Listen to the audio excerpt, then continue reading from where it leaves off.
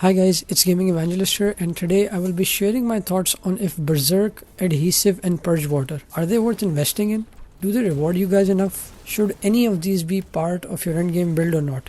In my book, in my dictionary, I like to call these elemental types as secondary elemental types.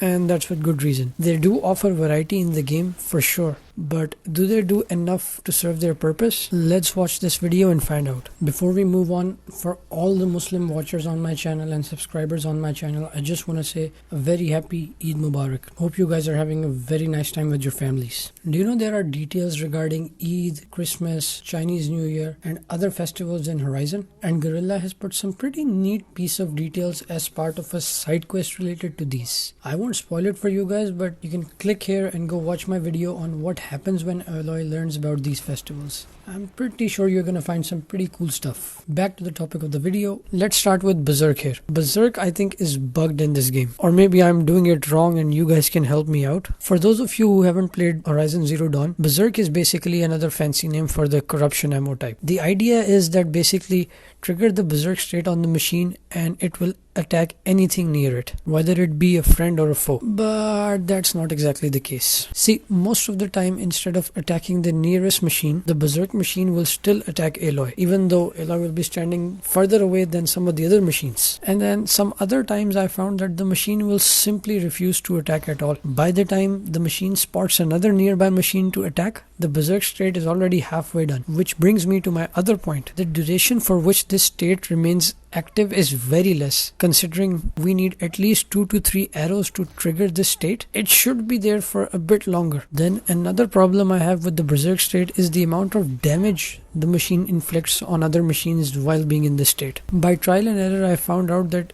you would have to trigger a Berserk state anywhere between 3 to 5 or 6 times on a heavy machine for it to completely kill off another machine. Now let's say on average it takes you 3 arrows to trigger the Berserk state on a machine. Multiply these two values and you will see that you spent all of your ammo in your ammo pouch on one machine, considering you upgraded your ammo pouch to the maximum level. This is simply not worth it if you add in that this is going to take at least 3 to 4 minutes as well. You triggering the Berserk state, then watching the machine kill off another machine, then you trigger the state again, then the third time, the fourth time.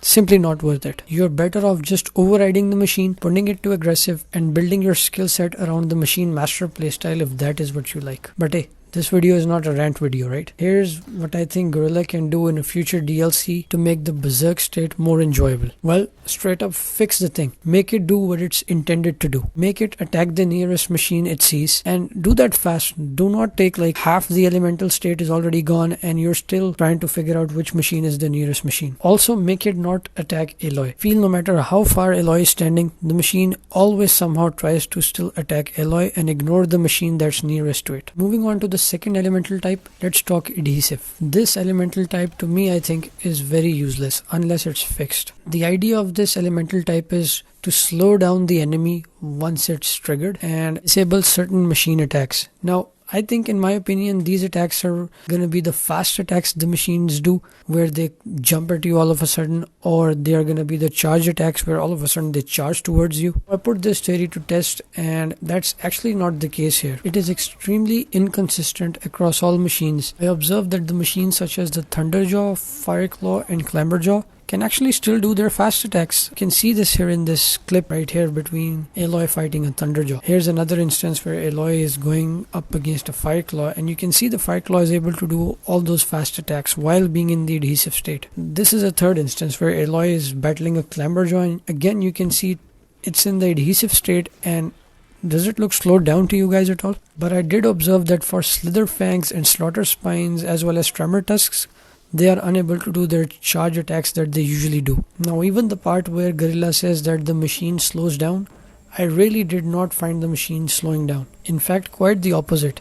I found that the machines quite easily spot Aloy and turn in her direction as soon as possible. There may be a little bit slowness to the machine, but nothing noticeable to the naked eye. If you're a fan of slowing machine down, to attack them, I would say rather use shock to completely halt the machine and target its valuable components. Now again, how can Gorilla fix this in the future? If you want to keep this elemental state in the game, I suggest make it such that the enemy is slowed down more noticeably, and also make it more rewarding, such as in addition to the fast attacks, also disable the ranged attacks such as the cannons. And the last thing is to make it consistent across all machines, in my opinion. Let's discuss about the final elemental type, which is called Purgewater, that inflicts the drench state on an enemy. What it does is basically doesn't allow the machine to perform their elemental attacks, and it nullifies their resistances. So basically now you can freeze a frost claw. Of the 3 elemental types being discussed in this video, this one seems the better one of the previous 2. But I still feel they could have done so much more with it and should have made an effort to make it more accessible. What I mean by making it more accessible is that in the entire game, there's only one rare purple bow that offers these advanced Purgewater arrows, and that also is tied behind a side quest. The bow in question is the Lightning Hunter bow, which is a reward from the side quest Need to Know. Also, the weapons that do have Purgewater ammo, the combination of other ammo types on those weapons is extremely dreadful. Like the Purgewater Hunter bow in Scalding Spear also offers this ammo type.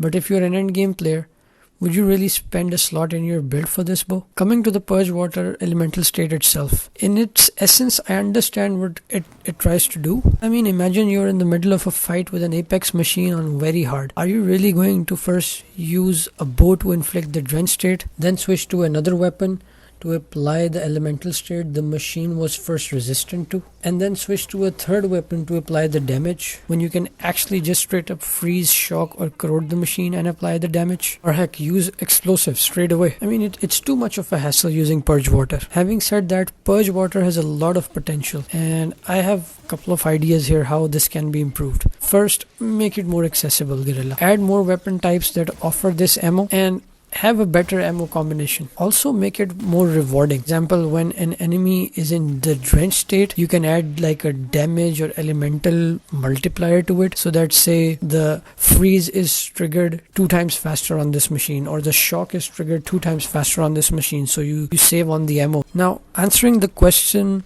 of the topic of this video, are these good?